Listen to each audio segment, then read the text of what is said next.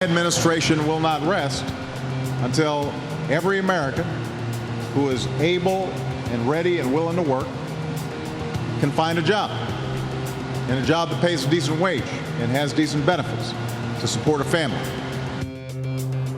President Obama speaking moments ago in Kansas City, Missouri. The president talking about job creation. Mr. Obama also offering his outlook on where the economy is heading.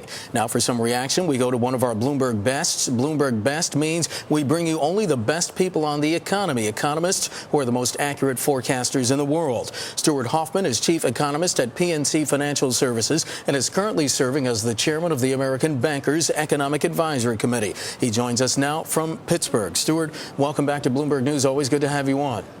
Glad to be back. Stuart, speaking at the Smith Electric Vehicles factory in Kansas City, the president said government doesn't have all the answers and it cannot generate the jobs or growth we need by itself. And he continued, but government can lay the foundation for small businesses to expand and hire. I was intrigued by that statement because given the vagaries of the economy, given conflicting numbers and metrics that we see, it seems that a lot of small businesses are still skittish about hiring because they're not confident that this recovery, nascent as it may be, is sustainable. I was wondering if I could get your thoughts on that.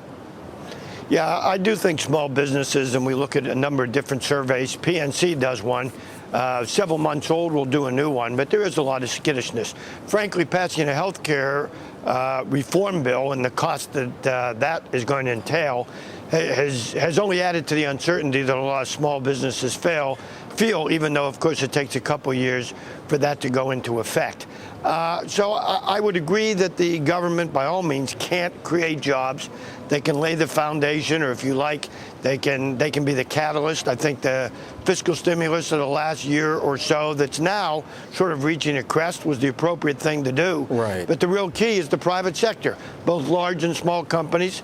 We have 600,000 jobs in the first 6 months of the year. Right. A drop in the bucket, but at least a movement in the right direction. And I think, frankly, the Obama administration and the government could probably do best by not passing a lot more legislation. Why do you say that?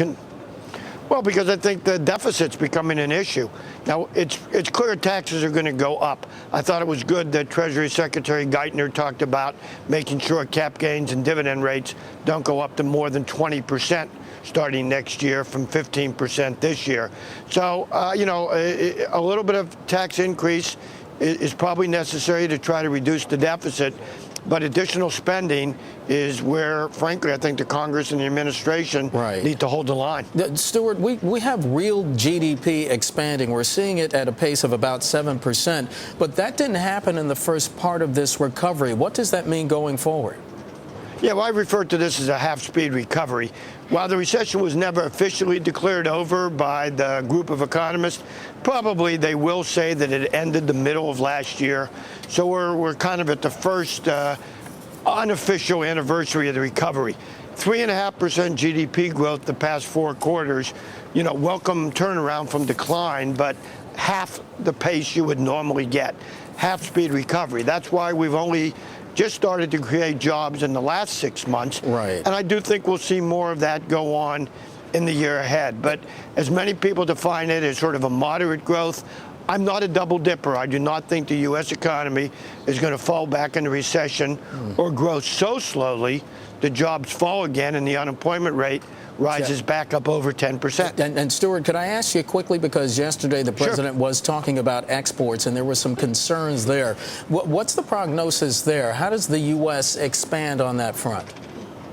Well, the little bit of a stronger dollar, at least against the pound and the euro, could retard some of that. But I think it really gets it being more competitive, more productive.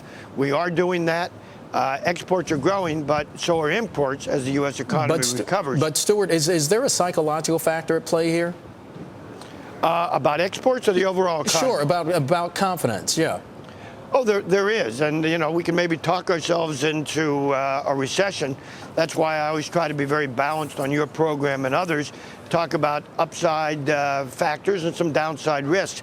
But the balance of risk in terms of the economy and our view is to the downside, but we still think the economy will grow. We will have more than 1.5 or 2% GDP.